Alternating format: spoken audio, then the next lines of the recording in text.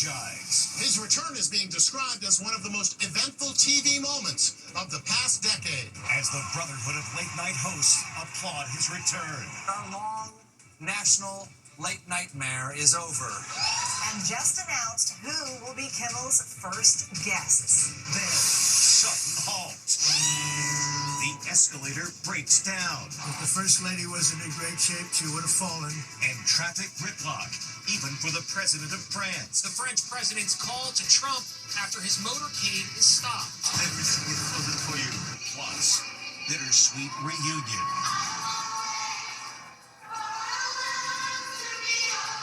The surprise appearance by cancer-stricken Dawson's Creek star James Vanderbeek. I can't believe I'm not there. Then, deep fake Oprah. Hi, everybody. It's so great to be with you. She was a guest on Oprah's show, but she never said this. It's 100% natural. It sounds like me, it looks like me, but it's really not me. The shocking deep fake scam. And her marriage was a national scandal. She was 16 years old, and he was 51. What was it like to be a child bride? It's child abuse. Now, Inside Edition with Eva Pilgrim. Hello, and thanks for joining us. Tonight's the night. Jimmy Kimmel returns to TV a week after his show was suspended.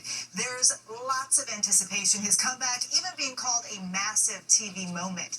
Jim Murray is at Kimmel's studio. Jimmy Kimmel's return to late night is said to be one of the most massive television moments of the decade. I think this could be the highest rated episode of Jimmy Kimmel Live in years. There's a lot to unpack, and I think a lot of people are going to be watching. This is huge. But two large station groups, Nexstar and Sinclair, are refusing to air the show. Those station groups cover roughly 25% of the country. So that means that 1/4 of the country will not have access to Kimmel's show live tonight on their local stations. We stand by that decision, pending assurance that all parties are committed to fostering an environment of respectful, constructive dialogue in the markets we serve, Nexstar said in a statement today. Outside Jimmy Kimmel's studio here in Hollywood is a hive of activity, production crew getting back to work, the live audience arriving with tickets in hand, the hottest ticket in town, and everyone is wondering, what will Jimmy Kimmel say? Will he apologize? I think maybe he'll explain it a little bit more, but I also don't think he's going to belabor it. I think ultimately they want this to be business as usual. Kimmel pulled into the studio today behind the wheel of his Audi sports car. His wife Molly, an executive producer at the show, was in the passenger seat. His guests tonight are actor Glenn Powell and singer Sarah McLachlan. Our long national late nightmare is over. The Brotherhood of Late Night TV hosts are applauding Kimmel's return. This young Jimmy Kimmel's coming back to television. Our friend Jimmy Kimmel will be back on the air. But some on the right are not so enthused. He will probably read something that the lawyers wrote for him and act trite for a second. And then he will carry on and be the exact same Jimmy Kimmel that we're used to. Kimmel himself broke his silence today, posting this image of him with Norman Lear, who clashed often with the censors in his long career as a top TV producer. The caption, missing this guy today. Meantime, the president was joined by the First Lady today as he made his big address at the United Nations. But they had a bit of trouble on the way. They were taking an escalator when it stopped working, leaving the first couple no other choice but to walk the rest of the way up. Stephen Fabian has the details. It's the moment the escalator at the UN suddenly stops with the president and First Lady on it. Melania took the snafu in stride, climbing the remaining 21 steps in spiky Louboutin heels. But President Trump was fuming, and minutes later made sure the world leaders knew all about it. All I got from the United Nations was an escalator that on the way up stopped right in the middle. If the First Lady wasn't in great shape, she would have fallen. But she's in great shape. We're both in good shape. Thank you very much. It wasn't the only screw-up. The teleprompter didn't work. The president had to use a paper script. The teleprompter is not working. I can only say that whoever's operating this teleprompter is in big trouble. And in another bizarre moment, the president of France was prevented from crossing the street because President Trump's motorcade was about to pass. Everything's frozen right now. There's a motorcade coming. President Macron actually called Trump directly. Guess what? I'm waiting the street because everything is frozen for you. After he was allowed to cross at East 49th Street, he good-naturedly posed for a selfie, and this dude even kissed him on the head. And there were dramatic scenes in federal court in Florida today when Ryan Ruth was found guilty of plotting to assassinate President Trump on a golf course last year. Keep walking! Upon hearing the verdict, he immediately stabbed himself in the neck with a pen. This courtroom sketch captured the moment. He was not seriously injured. He was overpowered by U.S. Marshals and dragged from the court as his daughter Sarah screamed, "Dad, I love you." She fled from the court in tears. Armed with an assault rifle, Ruth lay in wait for Trump as he played golf at the Trump International Golf Club in West Palm Beach. He fled after Secret Service agents opened fire. After the stabbing incident, Ryan Ruth was brought back into court and told his sentencing will be in December. He faces life in prison. Should they take it or avoid it? Even though the makers of Tylenol say it's safe, pregnant women across the country are facing a real dilemma after yesterday's announcement from the Trump administration that it can lead to autism. Allison Hall reports. Expectant moms across the country are expressing frustration and confusion after President Trump warned pregnant women to avoid Tylenol. Don't take Tylenol. Don't take it. Are you kidding me? That's all I ever take. What do we do? How do we manage our pain around here? It was a bit bewildering. The nation's top TV doctors tried to calm everyone down. It's not as simple as don't take Tylenol, I think, as we heard the president say. And women really should be speaking to their doctors at this point. It is the safest alternative in terms of lowering fever, lowering pain. It's safer than aspirin or ibuprofen, which can cause problems during pregnancy. These pregnant women teach Fit for Mom exercise classes in LA. Are you afraid now, taking Tylenol, being pregnant? No, I talked to my husband about it. You know, we're both on the same page that what our doctor recommends is what we'll follow. But yeah, I'm really not worried about it. Ella Steiner is expecting her third child in 2 weeks. Does it give you concern when you hear the president saying don't take Tylenol? Obviously it does. Blair Smith is 8 months pregnant with her first child. Have you had to take it while you were pregnant? Only a few times, like from back pain and stuff like that, but not a ton of it, thankfully. If you were to come down with a fever tonight, would you have any hesitation about taking Tylenol? No. Tara Stutzman, who lives in Mamaroneck, New York, is a mom of 2 sons. 13-year-old Finn has autism. I took Tylenol with both of my pregnancies. I have one son who's on the spectrum and one who isn't. It had everything to do with, genetics or parent age, all of the things that the science is telling us. I do not think Tylenol usage had anything to do with my son's autism. Some studies have suggested a possible link between frequent or long-term use of Tylenol in pregnancy and developmental or behavioral issues in children. However, the evidence is inconclusive. Stuck on a water slide. A tourist on a cruise ship hoped to ride a slide down to the deck pool, but ended up not going anywhere. What a predicament. A passenger comes to a complete halt on the cruise ship's water slide. The video is going viral today. It reportedly happened on the Norwegian cruise line vessel Bliss during a cruise off the coast of Alaska. It's just the latest video of a mishap on a cruise ship water slide. Stop the slide! Here, a cascade of water pours onto the deck after a giant hole blew out in the tube on Royal Caribbean's Icon of the Seas. When the water was finally turned off, you could see the jagged hole where the acrylic glass shattered. This woman apparently doesn't have enough momentum to make it over the hump on her ship. Now, this latest video. Now, a bittersweet reunion. The cast of Dawson's Creek took the stage last night, 22 years after the show went off the air. But as Anne Recognano reports, there was someone missing, Dawson himself, actor James Vanderbeek, who is battling cancer. James Vanderbeek greets fans last night, but by video only. The 48-year-old actor was set to appear for a reunion with his Dawson's Creek castmates in person, but was too sick to attend. I can't believe I'm not there. I can't believe I don't get to hug my castmates, my beautiful cast in person.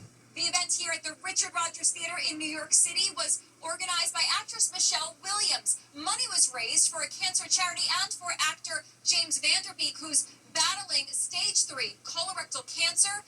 A stomach virus sidelined him last night. He looked frail and very thin. His brave battle with cancer, evident to everyone. I wanted to stand on this stage and thank every single person in this theater for being here tonight.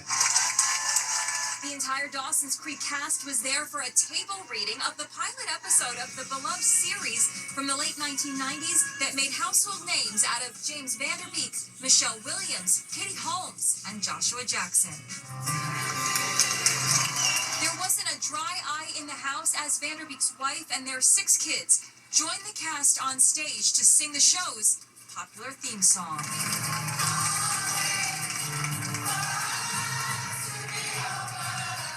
Van Der Beek recently sent out a message to others fighting cancer saying, never give up because miracles do happen. And you may think you're watching Oprah pitch a diet supplement, but look closely. That's not really her. She's just the latest star put into an ad using AI deepfake technology. Les Trent explains. What's going on aboard this yacht? That sure looks like President Trump hanging with world leaders, but it's all an AI fake. These days, it's getting harder to tell what's real and what's AI generated. Look at this. Welcome to all the Oprah Daily Insiders. That sounds like Oprah. And could you tell us how you came across this revolutionary discovery that is the pink salt trick? But that isn't Oprah. It's an AI deep fake trying to sell you a so-called miracle weight loss remedy called the pink salt trick, which is basically pink salt from the Himalayas. When I look around this room, is there anyone who isn't using the pink salt trick? In this Oprah show, Dr. Rachel Goldman is identified as the creator of the pink salt trick. Today I brought Dr. Rachel Goldman to our conversation. Except that's an AI deep fake as well. I was shocked. We tracked down the real Dr. Rachel Goldman. She's a clinical psychologist at NYU who was once a guest on Oprah Daily, which offers lifestyle and beauty advice. I was like, oh my God, what is going on? Why is my, image, my name out there related to something that I didn't endorse? I don't know anything about. I'm not supporting. Look, here's the real Dr. Goldman appearing on Oprah Daily in 2024. We don't want to just label somebody because of their medical condition. And here's the AI-generated version. Yes, and the pink salt trick, it's 100% natural and free of side effects. It sounds like me, it looks like me, but it's really not me. Dr. Goldman says as a result of the deep fake commercial, she's received hundreds of messages from people all over the world asking about the pink salt trick. It's very concerning. So the next time you see a big-name celebrity endorsing a product on social media, take it with a grain of salt. We'll be back with much more Inside Edition after this.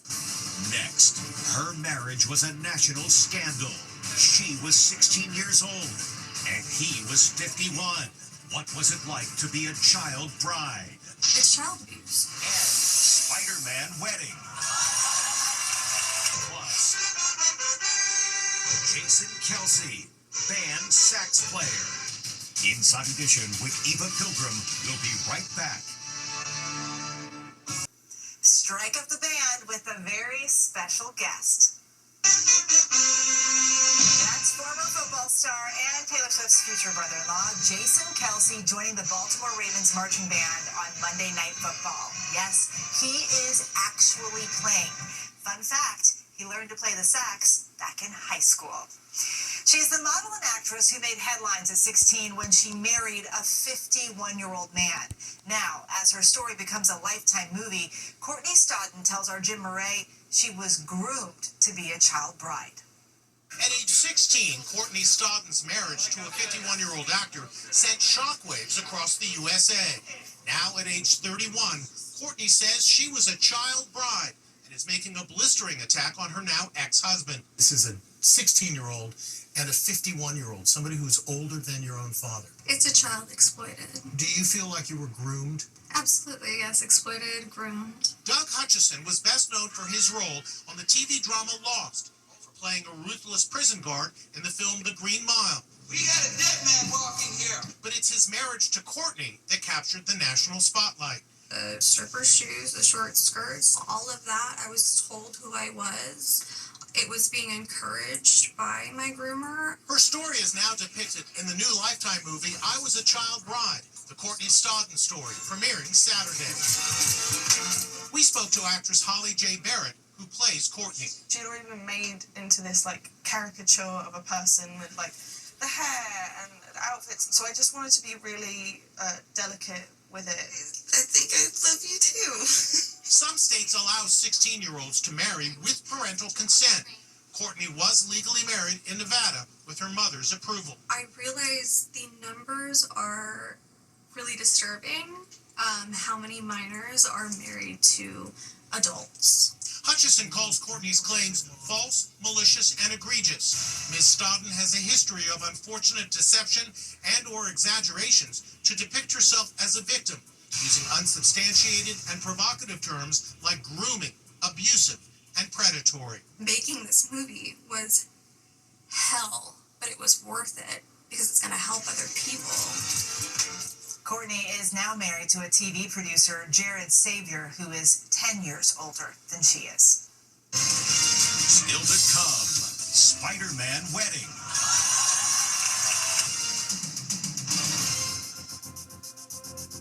She just married Spider-Man.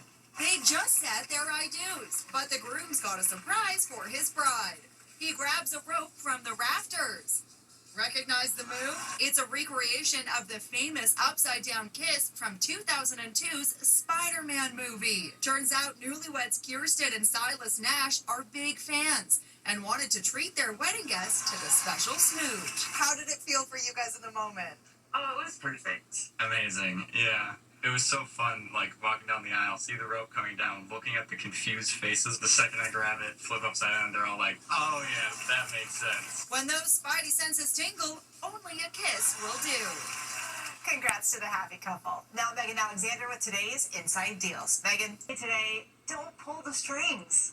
I found an airline's life preserver in the thrift store, and I've always wondered to see what happens when you actually do this. So this is for all the internet and for the boys.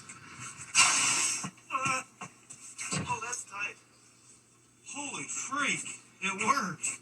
Yeah, it does. That's Inside Edition for today. We'll see you back here next time.